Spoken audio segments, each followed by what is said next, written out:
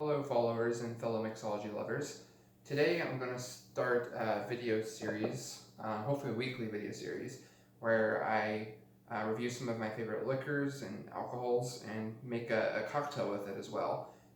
Today I'm starting with Heritage BSB Brown Sugar Bourbon. It's a local product for Washington State out of Gig Harbor. There's other distilleries around Washington, or at least tasting rooms. I've been to one on Roslyn. They have quite a few different products. But the one that I think really sets them apart is their BSB Bourbon, the brown sugar bourbon, which I believe is their flagship product.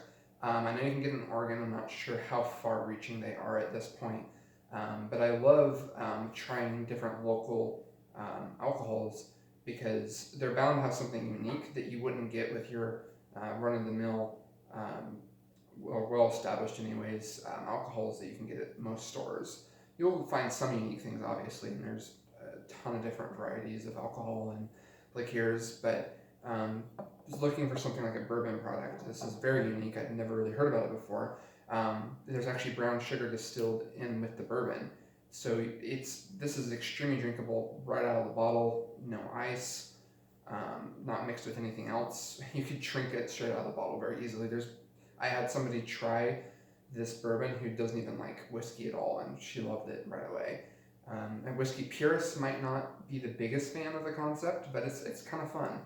And I've been wanting to make an old fashioned with it for a while since it has brown sugar already in it, and I prefer my old fashions with the brown sugar. It doesn't have as much of the sugary taste. It's a more refined type of taste to me. Mixes better with the other elements of the drink.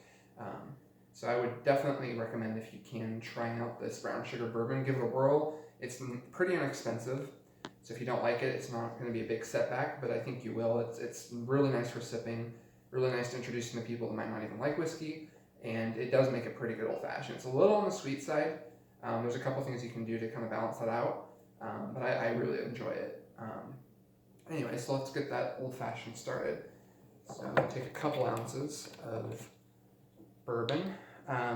If you want a strong old-fashioned, you can definitely do 3 ounces. I've done that before. Today wasn't a particularly hard day, so I think 2 ounces is probably going to be okay. 3 can definitely make a nice old-fashioned.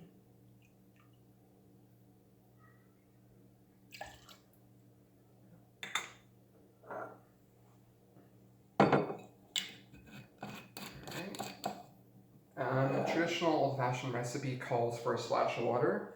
I'd highly recommend that, especially with using a product this sweet already. Another local distillery is Copperworks in Seattle. Got this glass there. It's pretty cool. It measures from a 1/4 ounce all the way to 1 ounce. That's another distillery I'd highly recommend, and I think their products are more widely available as well. So you have your splash of water, and now I'm going to do 1 dash of orange bitters. And I like to make my old fashions very orange forward, as you'll see in a moment.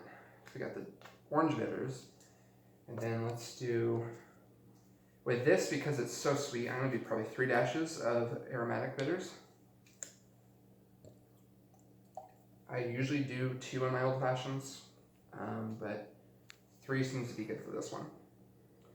All right, let's get a couple ice cubes in there to chill it. So I'm going to put a couple of ice cubes in here. Get it nice and chilled. Stir. Now you'll notice we didn't put any sugar in here. Normally I would have, the recipe I like to use would be normal sugar or simple syrup and then some brown sugar together, and you muddle it with the whiskey and the bitters, but that wasn't necessary since it's already pretty sweet and it has the brown sugar infused in it, which I think is a really neat concept. It makes a really fun drink. It's a little quicker. Don't have to muddle anything. It's not instant. It's definitely more craft than that, but it's fun. Now, one thing I love to do with my old fashions is I like to peel the orange garnish over the drink to really release those orange juices in there. Again, very orange forward. Traditionally, an old fashioned oftentimes would have lemon in it.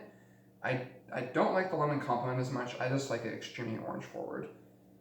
This isn't the fanciest tool. I have a channel knife, but it creates a very fine garnish. I like to have kind of a larger orange peel in my old fashions. So release all those juices from the orange grind. And a nice big one right here.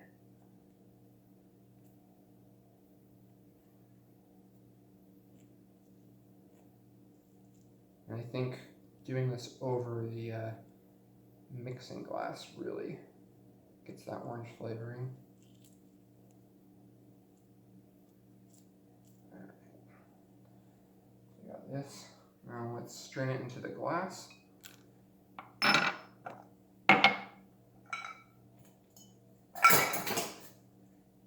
we're going to put an ice cube in the glass itself. There we go.